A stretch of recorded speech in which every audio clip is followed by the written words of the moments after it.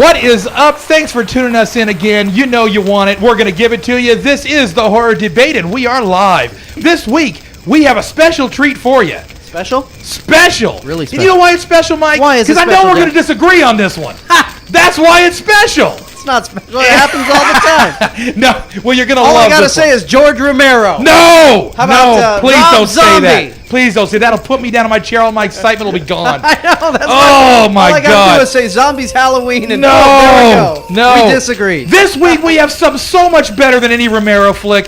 This is called The Mist. Directed by Frank Darabont, who's doing his third Stephen King big budget movie because he did a couple student films. But before that, he did The Green Mile and The Shawshank Redemption. So he likes, I got respect for this Stephen guy. King. He likes Stephen King. I got respect for this guy. This guy knows how to put a film together, Mike. Yeah. Unlike somebody else we just mentioned a minute ago. Right? So Rob Zombie? Rob Zombie could put a film together. It's just that, it's a little pornographic here and there. I mean, it's okay. Right? I mean, you dig that? I don't know. If The House of a Thousand Corpses had some pornography in it would have been a better film. I'm talking about Halloween. But anyway, Mikey, we're talking about The Mist. The Mist. What? Now, stop getting me off track. You know I'm excitable. What do you think here? We got Thomas. What do I think? Thomas the Punisher Jane. Thomas Jane. Thomas the Punisher Jane. Get it right. This guy beat Kevin Nash, who was dressed like a Russian. Come on. In The Punisher. Uh-huh. Come on, dude. And Roy Scheider was in The Punisher. Oh, forget Roy Scheider. I like Roy. Roy Scheider. Didn't he get shot or something? No. Yes, he did. Oh, in the movie, yeah. No, what do you think? Walking down like L.A. or something? Yeah, in the movie. I lived in L.A. It's a rough town. All right. Anyway, I respect Roy Scheider and R.I.P. by the way, but I the honest truth is this movie was driven by Thomas Jane's character. What are we talking about here? Just No, wait a minute. I'm not plot. done with The Punisher yet. Now, I love The Punisher. I just want to say that. And by the way, he does not mean the Dolph Lundgren. No, because Dolph sucks. But I wouldn't know. But shut up. But Thomas Jane's Punisher. A lot of people pan that movie. They said that's not the Punisher. You know what? I had two guys that I love in that film. I had Thomas Jane and I had John Travolta, and that's all I needed. That's all. And John Travolta's wife was hot in the flick. That's all I needed. Yeah. And it was a good revenge story. But anyway, we're not talking about that. The Mist. The Mist. Fourth time now we've announced that. Go for it, Mikey. What are we talking? You never give these plots away. Why do I have to do the plots?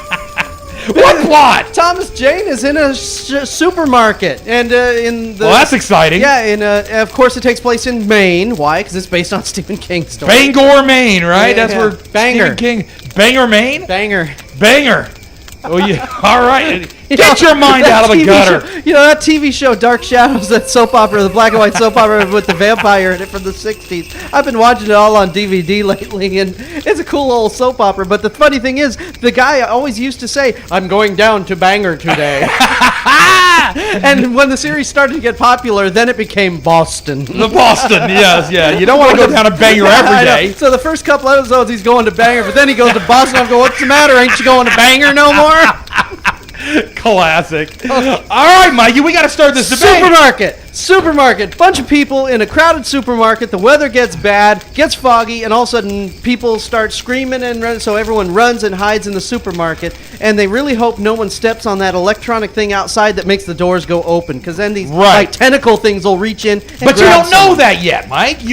What you got is you got the Thomas Jane character at home with his family. He's got a little boy. He's got a neighbor who's a prick. His neighbor doesn't like him. There's like a dispute over land or something going on there. They just don't like each other. Yeah, whatever. Anyway, but he's not the most popular dude in the town. He's an artist, right? He was an artist of some sort. He paints pictures of Stephen King books. There you go. He makes all the covers. Yeah. But anyway, so he goes to the supermarket, and while he's in there, like Mike said, he sees a bunch of army men kind of running all over the joint. Yeah. Right? And there's this major mist coming in, like fog, which reminded me of the fog, to be honest with you. Uh-huh. Truthful, okay? And they're stuck in a supermarket with your cross-section of Americana. You have all these different races and different beliefs and different, religions and all these things kind of mixing up. Now, speaking of George freaking Romero, let me just say this. This is how you take a political viewpoint in a movie. This is the blueprint down how to do it. Okay. Political viewpoint of the movie. Well, not really a political. You so know, let me say this. we got some social norms about giant tentacle creatures invading our supermarkets. Stop. You're not even getting what I'm saying as usual. Not at all. You got a cross section of Americana. Like I just said, you've got all these different beliefs and people want to do different things to handle the same situation. What I'm saying is that how Thomas Jane, the character of Thomas Jane, had to navigate through these different personalities to get everybody, or try to get everybody, to stay on the same page, to work towards the same goal. You have the preacher lady, the nuts preacher lady going off all the time. Marcia Gay Harden is her name. She's got this nose that turns up, and she is just... Yeah, but then you have the neighbor guy who didn't like him to begin with, but then started to side with him for a little while, then backed off on it a little bit. You mean the neighbor who he sued all the time? The neighbor, yes. There's only one neighbor that's mad at him, and that's him. Okay? Andre Brower. Yeah, pay attention, Mikey. I'm talking here. Now, I am. So basically what ends up happening is he has to navigate all these personalities, which was the most interesting thing in this entire film. Who's going to believe that there's actual creatures out there in the mist? A lot of people don't believe it. Who's going to act upon it? Who's brave enough? Who's strong enough? We have to protect the women. We have to protect the children. We have all these things in the store. We have all these things we can use. How can we stop the glass from breaking? How can we fortify this place? This is what I loved. It was a puzzle. It's a trapped people movie. You Yes! know, where all of a sudden people's tempers start to flare. Yes. The pressure. I gotta get home. You know. And Yes. no, don't go out there. Yes, I must. And then fights happen. And then fighting. Mikey, I defy you to find somebody in that supermarket that had a main role in this movie that was a bad actor. None. No. Zero. They all had full personalities, full viewpoints. It was beautiful. The interaction in that supermarket kept me going. To be honest with you, Mike, this is the type of movie I'd fall asleep in. Okay, the trap person movie. Bunch of people trapped in a room talking. I would fall asleep, but these guys were so fleshed out. I loved it, Mike. Yeah, the camera angles and the director kept things moving. Dude, I mean, it's far surpassed anything I thought could be done in a Stephen King movie. I've seen all the Stephen King movies, okay? Yeah, a lot of them stink, too. A lot of them stink, and this one, man, and this is why I'm so high on Thomas Jane right now, because everything I've seen him in, I have loved. Okay, I can't think of one movie that he's done that I went, ugh.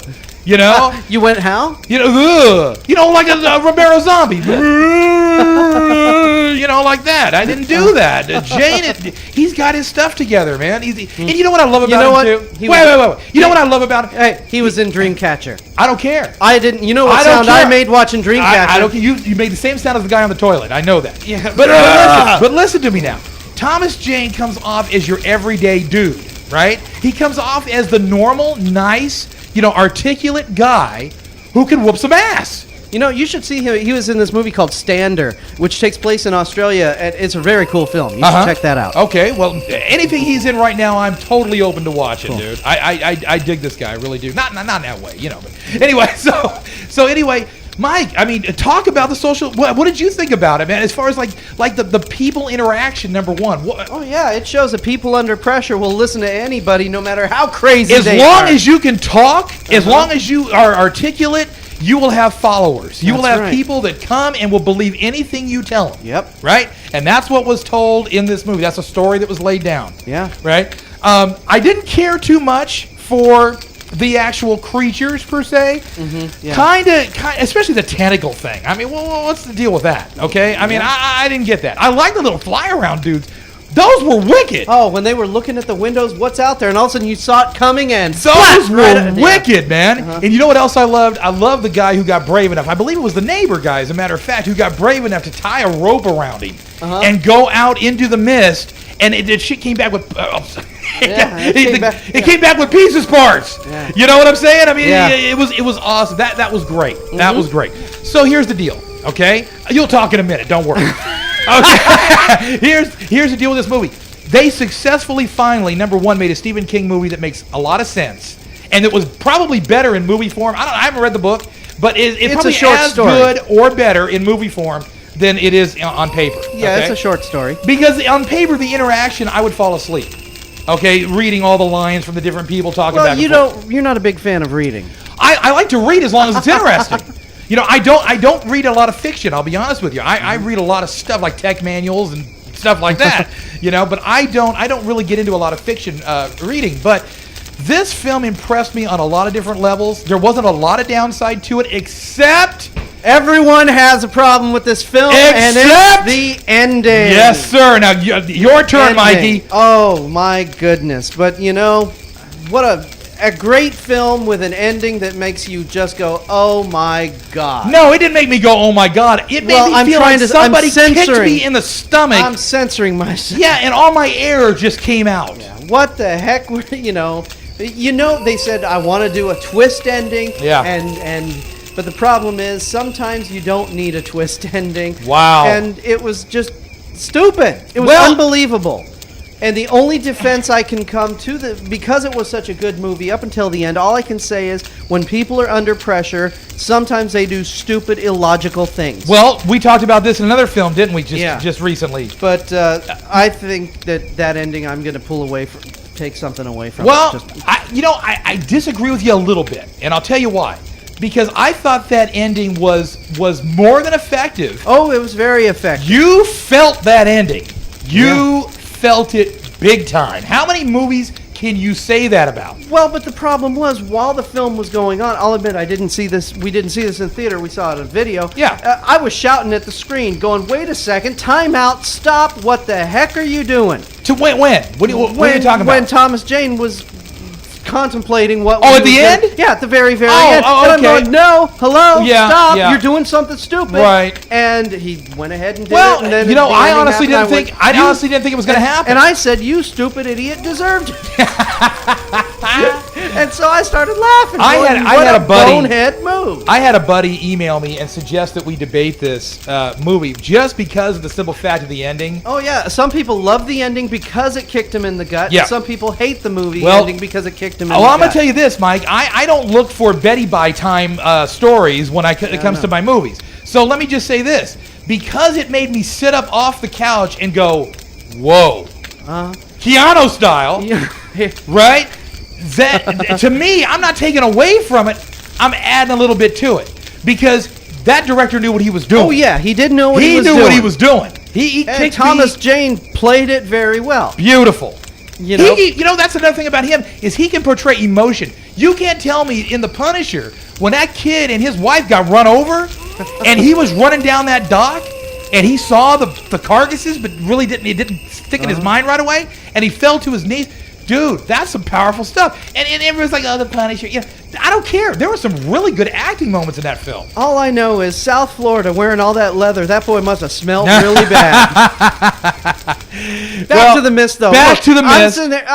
If you show me a film where a guy sees a big blazing fire and says, I'm going to stick my hand in that fire, and he's reaching towards it, I'm going to be shouting, hello, idiot, you're going to get burned. And then when he burns his hand, he's going to go, oh, poor me, poor me. It's like, you fool. Well, this is a little bit something stupid. That's a little bit deeper than that. Yeah, I'm trying not to spoil the ending for those of you out there who have not seen it. Mikey, but you're kind of missing the point, dude, because, listen, the guy thought it was hopeless. Yes, I agree. He thought it was hopeless. I mean, what? I started this out by saying the only defense I can come up with is people do illogical, irrational things when they're under pressure. Well, he was trying. Okay. I got to choose my words wisely because I don't want to give it away. But in his mind it was hopeless. In his mind, exactly. It was not only was it hopeless. He was trying to save people some pain. Yes, but it wasn't hopeless. But he didn't know that. Yeah. Well. And everything. Yeah, he could have. All he had to do for the last 2 hours, Mike, it was hopeless. Everything they didn't work. You know what I'm saying? I wish I could talk more, but I don't want to spoil it. Because we're not going to spoil the ending. You all should see this movie and form your own opinion. You know what? This is a good movie. Yeah. This is a damn good movie. Damn good movie, but at the end, you're going to feel kicked in the gut. And I'll tell you this, it's a 4-star good movie. And I'll tell you why it is. Because I have yet to see a horror movie, recently anyway, maybe way back, but I have yet to see one that pulled me into characterization and personalities as much as this one did. This almost bordered on almost like drama/horror. Yeah, well, I said, all the people fighting and arguing because they're a claustrophobic space. Yeah, and I dug it. They picked the perfect people to play these parts. Yeah. Even the freaking store clerk was believable as the store clerk. Even the stupid bagger boy kid. Yes, right? Yes. I mean, even the what we would call the lesser important folks. I mean, they were all cast beautifully. This is 4 stars, Mikey. No doubt about it. It's a 4-star film, but I'm taking one away because that ending I thought was stupid. No, it wasn't stupid. It wasn't giving what it 3. you wanted. See, here's the problem. It was illogical. A lot of people. It was not illogical. It was not illogical to the character to do that.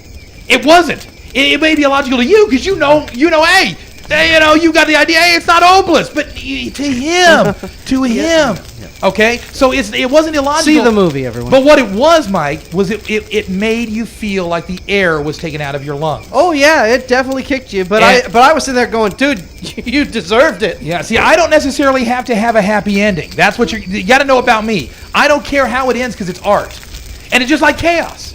Remember when we talked about the Chaos ending? I said I don't have to have the new Zoo review at the end of my movies. I don't have to do that. It doesn't have to turn to the Cosby Hour. All it has to do is be pointed enough to make me sit up and go, yes. And that's what this movie did. I don't think you could take away for the ending unless it's just a personal viewpoint on the ending. Yeah, my personal viewpoint, because I was shouting at the screen going, wait a second, hello, open your eyes, and he did. So yeah, but you didn't go through what Homie did either. You know what I mean? I mean, this was deep. I mean, everybody you knew was basically dead. Okay. You know what I'm saying? So it's a solid 4 stars. I don't think I can give it a 5, but I love this film. Good film. Check it out. Form your own opinions on the absolutely, and email us. Let us know what you think because maybe we're stupid or something. You know what I mean? Maybe we don't know what we're talking about. But I'll tell you what, for a Stephen King film, this is probably the most enjoyable next to Carrie. Yeah. Something like that. I mean, it's way up there. I mean, and for a modern one to do that is kind of shocking because I've seen like Desperation and stuff like that, and boy was I desperate after that movie. Yeah, or Dreamcatcher. God, what a pile of steaming food. Well, we're gonna do Dreamcatcher. I think it's important to do it. Yes, we are. We have to do it because I think it's important because there's a lot of varying opinion about that movie. There's a lot of varying opinion about that movie, and I think I want to rewatch it, and I think you should rewatch it, and we should do a debate on it. Oh God. Oh, don't even. It's your job, Mikey. Do it. Michael Manny, he's Rowdy Jeff. We'll talk to you next week.